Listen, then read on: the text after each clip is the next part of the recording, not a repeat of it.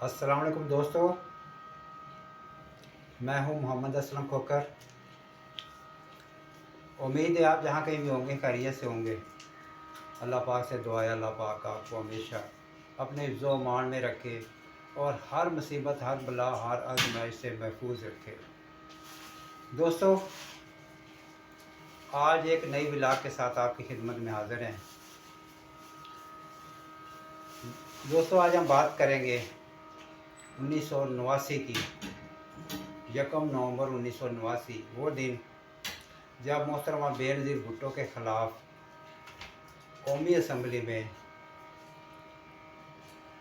तहरीक अदम एतमाद पर राय शुमारी हुई।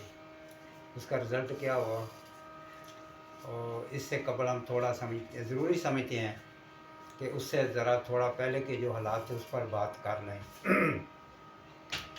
दोस्तों, 17 अगस्त 1988 को जनरल ज़ियाउल हक, जो कि 11 साल से एक डिक्टेटर के तौर पे काम कर रहे थे, डिक्टेटर के तौर पर मुल्क पर मुसल्लत थे, 17 अगस्त 1988 को उनका जहाज़ हादसे का शिकार हुआ और वो और उनके साथ दीगर लोग जो थे 31-32 लोग जान बहक हुए।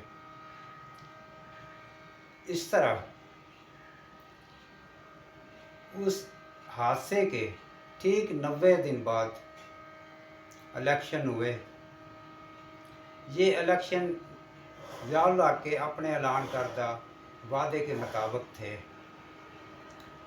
यानी उन्होंने बहुत पहले 6 महीने का ऐलान किया था, लेकिन 3 ही महीने बाद उनका हादसा, जैसे कि हमने अर्ज़ किया, जहाज़ हादसे का शिकार हुआ, वो इस दुनिया से कूच कर गए। तो जब वो जिस दिन उनका इंतकाल हुआ तो ठीक 90 रोज़ बाकी थे उनके वादे के मुताबिक इलेक्शन होने में। चुनांचे इलेक्शन 16 नवंबर 1988 को हुए, जिसके नतीजे में पाकिस्तान पीपल्स पार्टी सबसे बड़ी जमात बनकर सामने आई। गो कि ये वो अक्सरियत नहीं थी जिसकी आम लोग या पाकिस्तान पीपल्स पार्टी के लोग तवक्का कर रहे थे। बहरतौर वो 93 सीटों के साथ, 207 के ऐवान में 93 सीटों के साथ सबसे बड़ी पार्टी बनकर सामने आई और उसने हुकूमत बनाई। और 2 दिसंबर 1988 को मोहतरमा बेनज़ीर भुट्टो ने वज़ीर आज़म का हल्फ उठाया। ये मुस्लिम दुनिया की पहली खातून वज़ीर आज़म थी और दुनिया की तीसरी खातून वज़ीर आज़म थी। ये बहुत बड़ा एजाज़ था पाकिस्तान में, बहुत बड़ी बात थी उस दौर में कि एक खातून वज़ीर आज़म और मुस्लिम खातून वज़ीर आज़म मुंतखब होना पाकिस्तान जैसे मुल्क में बहुत बड़ी बात थी। ये हुकूमत ठीक ही चल रही थी। अलबत्ता इसके मुखालफिन जो थे, सबसे बड़े मुखालफ नवाज शरीफ, वो पंजाब में हुकूमत बनाने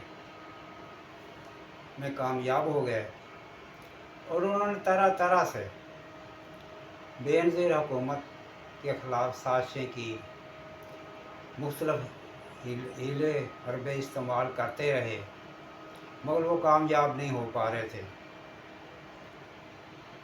उन्होंने पंजाब को यूँ समझ लिया था जैसे उन्होंने पंजाब को तलवार के ज़ोर से फतह कर लिया। दोस्तों, फ़कत 10 महीने हुए थे कि 1989 अक्टूबर के दूसरे हफ्ते में मोहतरमा बेनज़ीर हुकूमत के ख़िलाफ़ नेशनल असम्बली में तहरीक अदम एतमाद जमा करा दी गई। चुनांचे ये तय हुआ कि इस तहरीक अदम एतमाद के ख़िलाफ़, इस तहरीक अदम एतमाद के जो राय शुमारी है वो 1 नवंबर 1989 को होगी। दोस्तों, 1 नवंबर 1989 को असम्बली अजलास हुआ।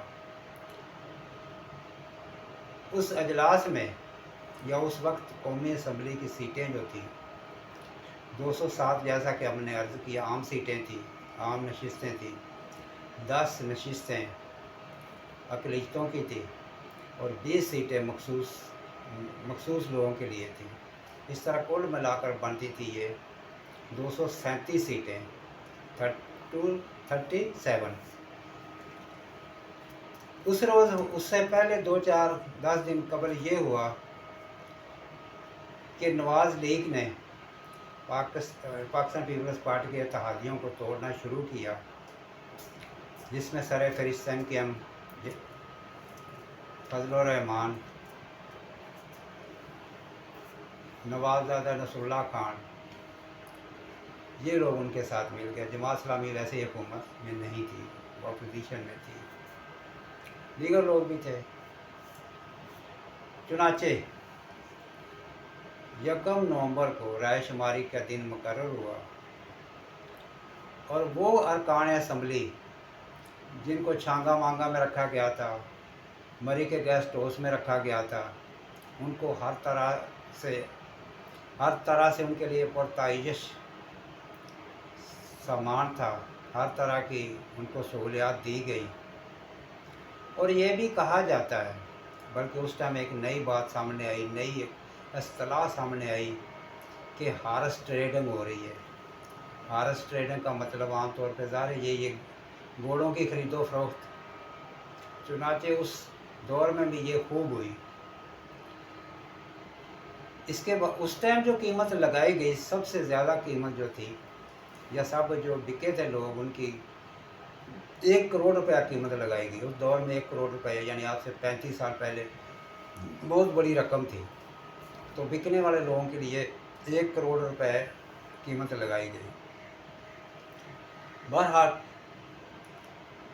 جب رائے شماری ہوئی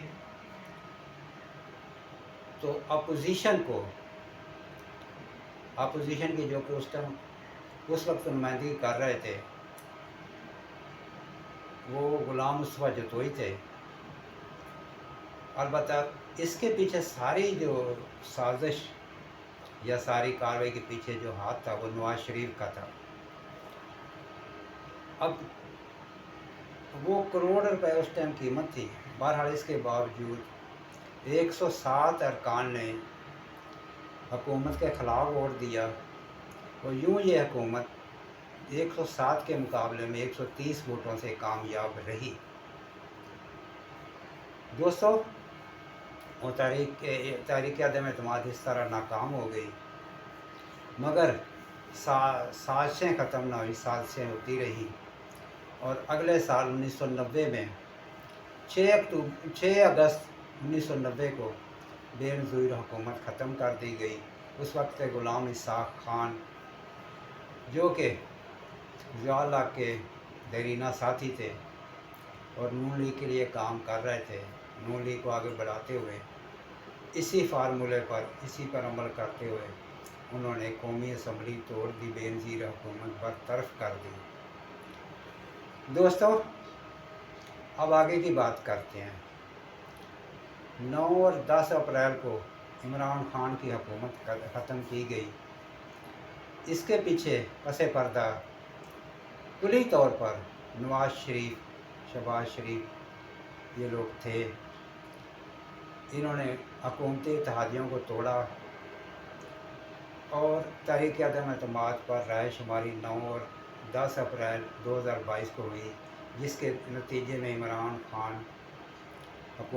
خان کی PTI کی حکومت ختم کر دی گئی اور یہ لوگ مسلط ہو گئے، اور جو اس کے بعد آج تک حالات چل رہے ہیں سب کے سامنے ہیں۔ دوستو، بات یہاں تک ختم نہیں ہوئی۔ 2000 یعنی ابھی اسی گزرے مہینے میں 21 اکتوبر کو 26ویں آئینی ترمیم پاس ہوئی اور اس میں بھی ارکان کو توڑا گیا۔ کہا یہ جاتا ہے کہ اس وقت جبکہ عمران حکومت کے خلاف رائے شماری میں جو قیمت تھی وہ 18 سے 25 کروڑ لگائی گئی تھی، ٹوٹنے والے ارکان کی، پارٹی چھوڑنے والے ارکان کی، اپنی پارٹی سے غداری کرنے والے لوگوں کی، تو اس ترمیم کے دوران جو ریٹ खुला मार्केट में आया इन गद्दारों के लिए, वो था 1 अरब रुपया, 100 करोड़ रुपया। क्या ये सियासत है? इसी को सियासत कहते हैं। अगर ये सियासत है तो फिर सादा अल्फाज में कहूँगा, लानत ऐसे सियासत पर, लानत ऐसे लोगों पर जो ऐसी सियासत पे यकीन रखते हैं, और लानत हो ऐसे लोगों पर, डबल लानत हो जो ऐसी सियासत करते हैं, ऐसी सियासत पे यकीन रखते हैं। दोस्तों, आज अगर मोहतरमा बेनज़ीर भुट्टो होती तो मेरे ख्याल में पीपल्स पार्टी और नून लीग का इत्तेहाद किसी सूरत कबूल ना करती। ये इत्तेहाद किसी सूरत भी उनको कबूल ना होता, और वो असूलों की सियासत करती, असूलों पर चलती। और आज जो हालात हैं, जितने मसाइल का शिकार पाकिस्तान हो चुका है, अवाम हो चुके हैं पाकिस्तान के, शायद इतने मसाइल का शिकार बल्कि यकीनन ना होते। दोस्तों, उम्मीद है आपको ये व्लॉग पसंद आएगी। अगर पसंद आए लाइक कीजिए, शेयर कीजिए, कमेंट्स कीजिए, सब्सक्राइब कीजिए।